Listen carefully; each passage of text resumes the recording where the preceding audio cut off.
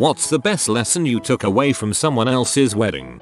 I always thought I'd like a big wedding with elaborate parties. Then my sister got engaged. She spent $40K on her wedding. She had an engagement party, bridal shower, and bachelorette party. It was amazing, and everything looked perfect. It was also a huge, stressful pain in the butt. I decided I didn't want to do any of that. My boyfriend is really thankful that none of that is important to me anymore. I had the exact same experience with my sister. Even the price tag, $40K, is a lot of money for 8 months of stress and a 4-hour party you'll barely enjoy because you have to spend the whole time catching up with 200 of your friends and family. After that I was like, I'll take my parents' backyard for $500, Alex. If your wife takes your drink out of your hands when you come back from the bar, do not go back to the bar and get another, or another, or another. Keep the ceremony short and sweet. Make sure the reception has an open bar. Don't insist on a reception miles away from the ceremony. Doing them all in one spot is definitely best. Even better if it's a hotel or resort so people don't have to travel anywhere after the festivities. This one is seriously the best advice, especially the hotel suggestion.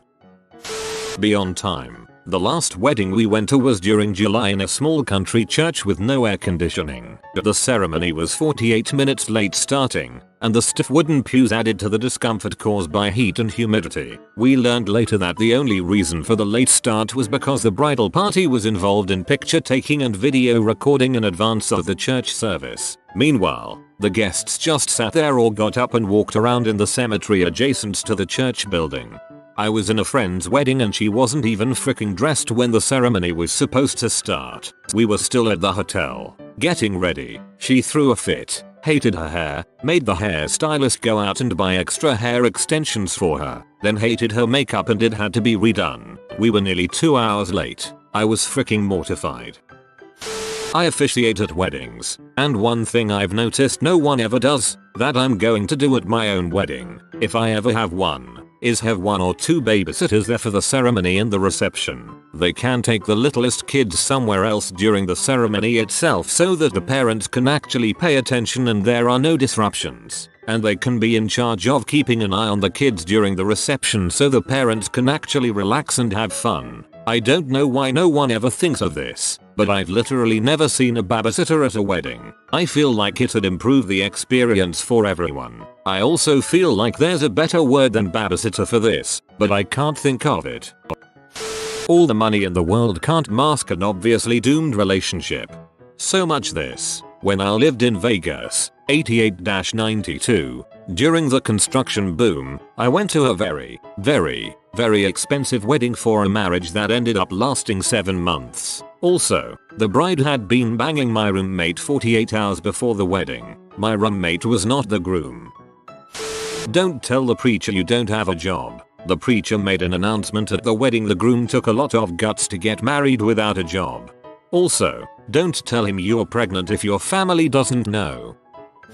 Don't do it because you're pregnant and you want the grandmother to be happy. Destination weddings make it really easy to make sure the people you don't like can't come to your wedding. Don't play with your new Legos outside. You could lose them in the grass. I was 6.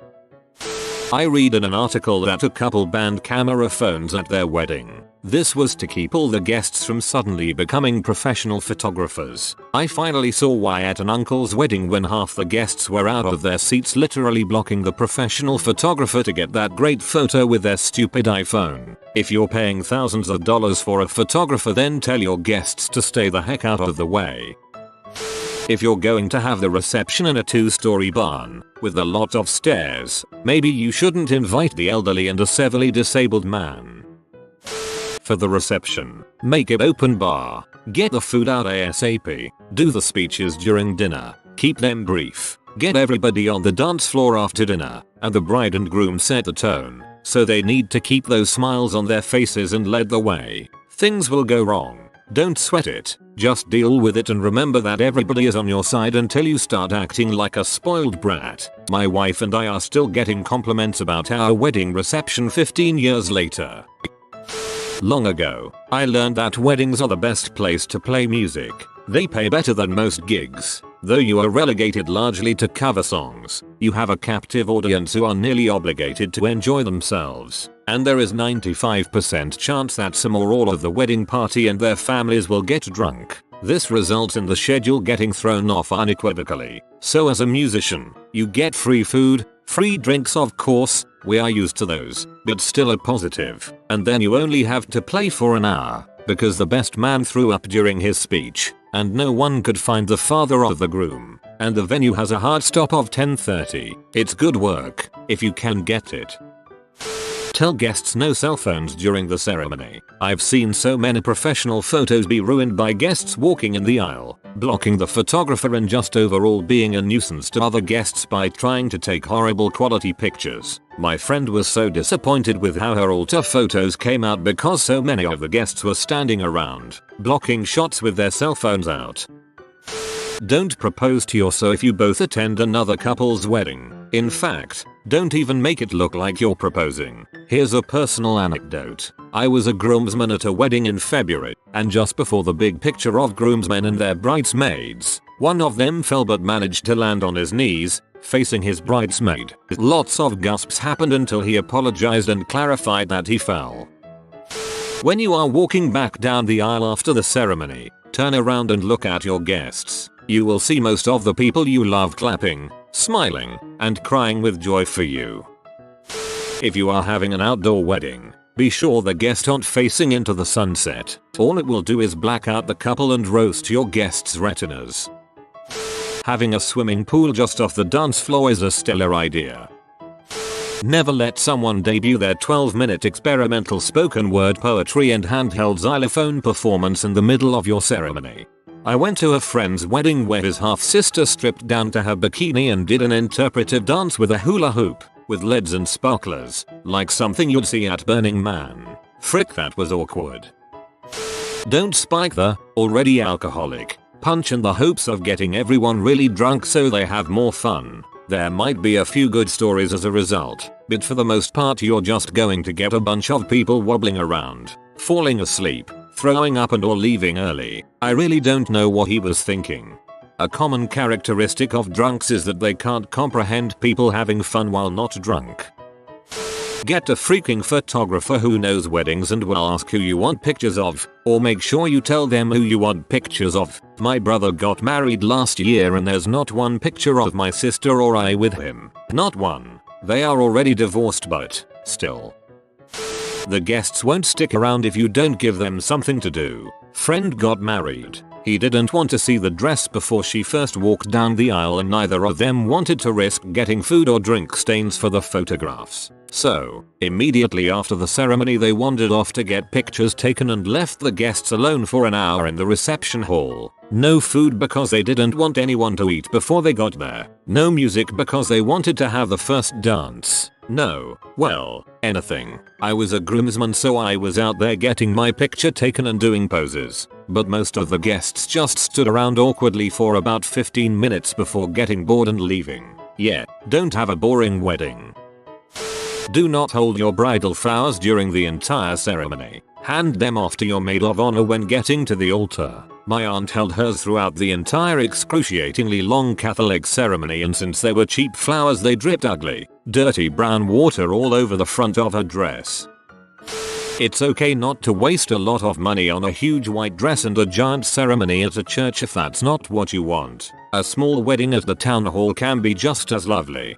And the converse is, it is certainly okay to spend a lot of money on a lavish ceremony and reception if you can afford it. Not much better than a super talented 12+ person band performing live all night. Have the wedding you want, the way you want it, because you want it. It's your day. Order more food than you think you'll need. Your guests will hate you if they go hungry. If your wedding is going to be dry, please tell your guests in advance. No one appreciates a drunken bride, or a drunken groom for that matter. Have the wedding you want, the way you want it, because you want it. It's your day. Specifically, it's the bride's and the groom's day. The wedding planner did the whole it's the bride's day thing and it went to my sister's head in ways none of us could imagine. How to feel better about my appearance and how I am perceived. I have photographed so many different brides, and I can honestly say they are all stunning because they are happy. because of how they feel, not because of their makeup or dress or any of that stuff. I photographed some friends' 25th anniversary vow renewal. Afterward, the groom's mother said of my portrait of her, "You made me beautiful." No, not at all. I'm flattered, but I got good light and posed her well. She was beautiful because she was radiantly happy for the couple. Focus on 3 things for your wedding that are most important and save on the rest. It will go by so fast and you won't remember any of the details anyway. On the day of the wedding, just enjoy it. Don't worry about your guests. Don't worry about your dress or suit. Don't worry about the weather. Don't worry about anything. Because by then, it's too late. At the end of the day, you will be surrounded by people you love and people who love you, and all of you are there to celebrate you guys. Enjoy your day. Get drunk if you want, but not too drunk. Never be the drunkest person in the room. Some person on Reddit. Don't spend $500,000 on it. They divorced less than a year later. Great reception though. Do not dance too low. Split my pants on the seam. Was funny, but annoying. Make the ceremony short and sweet. My brother-in-law's ceremony lasted an hour. It was miserable. Oh, and their officiant also happened to be their premarital counselor and made mention of pending marital sexy times. Ugh. I attended a wedding. Bride was just out of high school. Groom was a bit older, where her father officiated the service. He talked way too long about how the couple was free from guilt because they were virgins. It's bad enough to have your lack of sex life discussed in front of 100 people, but it had to be a million times worse to have your dad be the one doing it. Practical advice. Make sure you call your credit card company ahead of time if you're going to use it to settle up the bill for the reception. So many brides have been in tears, grooms getting aggressive because they didn't know their card would consider such a big charge suspicious and not allow it to go through. Usually by the time you're supposed to be heading off to your hotel room, the card company's offices are closed and you're stuck. The staff's stuck. And family that was there earlier that may have been able to bail you out already left for the night. Not all cards will give you this problem, but it's easy enough to call ahead and make certain it doesn't. Don't invite exes to your wedding. I went to my ex's wedding, got together with her sister-in-law, and the ex is now my sister-in-law. So yeah, you might be right. Don't wear the most vividly colored, recognizable shirt of the party, and do keep wearing your uncomfortable shoes throughout the reception. The bartender will easily remember how many times the short guy in the orange shirt wearing no shoes has been to the bar and will stop serving you drinks after round 5. If you are going to have a wedding outside, make sure there is anti-mosquito nets or sprat around. My legs looked like a bag of marbles when it ended. Never open gifts I front on guests. Use a global optimizing algorithm to make a seating arrangement that put people together with common interests but separates friends. Couples can remain. This idea sounds bonkers, but it was probably one of the best times I had at a wedding. Rather than cling to my buddies, I met a bunch of new and really interesting people. The seating method itself was enough for us to get discussions started. At the end of the night, all of the friends compared notes and we had an amazing time. I am not sure how many parameters went into the model, but they included political leanings and hobbies. If you freeze butterflies and package them nicely for people to release after the vows and kiss, understand that most of them are dead. From my siblings' weddings, I learned to elope. Only way to avoid my mom going completely nuts and making the day unbearable. Check how much drinks will cost at the venue. At the last wedding I went to, a half pint of cheap lager cost £5, almost double the amount it costs for a full pint in any pub where I live. That you look like a frickin' idiot when you spend 65 grand on a wedding and soon after get divorced. I learned that I might get married at the courthouse because it's $45. That's $35 for the license, $10 for the ceremony. You bring like 50 people. Don't frickin' a patch of poison ivy. Always know where you're throwing down. Elope. My sister has a $15,000 wedding, including a $3,000 dress. Now, husband took out loans against his business to pay for the whole thing and I just knew it was going to take forever to pay them off. 6 months later, my now husband and I eloped. We took all the money we had saved for a wedding and put a down payment on a house. On the bright side, my sister and I are both set to celebrate 17 years to our respective husbands. It just goes to show that it doesn't matter how little or how much you spend on the wedding. Marry for love and respect and you'll get a keeper. Do not have a preacher perform the ceremony if he is going to spend the majority of the ceremony trying to convert the guests to Christianity. The ceremony should be about the bride and groom, not an opportunity for you to earn heaven credits. I went to a wedding where the preacher spent 10 minutes bitching about the sin of gay marriage. Even if everyone in the church was anti-gay marriage, and at least 2 of us were 100% for it, it wasn't the right place to be so negative. Weddings are supposed to be happy. He could have had talked about the groom's ex-girlfriend who cheated on him if he wanted to set a crappy mood. You've been visited by the toothpaste man. For good teeth and fresh breath, comment "Oh fresh." If you are new to the channel, you can subscribe. I publish new videos every day. Until then, check another video, or don't. Either way, have a great day you magnificent people.